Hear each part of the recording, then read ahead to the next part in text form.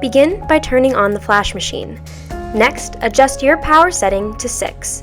If you plan on flashing multiple units, we recommend you use the optional cooling fan.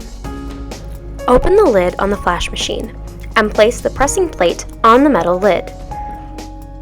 We recommend stapling your vellum to the transparency paper to keep them from shifting during production.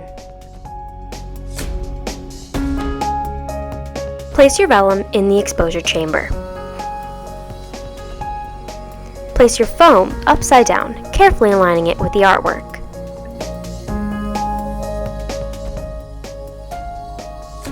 Close the lid on the unit. Push the handle all the way forward until it locks. Press the flash start button.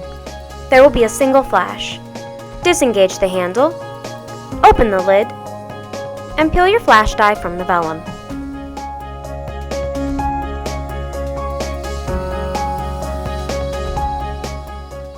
To prep your ink bottle, start by removing the cap from the nipple. For proper ink flow, cut the nipple just above the first notch. Replace the cap on the nipple. Unscrew the cap on your ink bottle and replace it with the nipple. Your ink bottle is now ready for use. Remove the lid from the die box. Place the foam upside down and insert the cartridge. To ink your pre-assembled Maxlight XL-800, fill the chambers with ink, creating a heaping effect.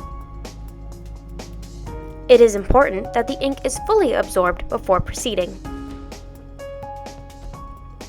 Once the ink has fully absorbed, place the lid on the die box. Next, slide the die box into the unit. Ink migration is approximately 30 minutes for Forever ink and 1 hour for premium ink.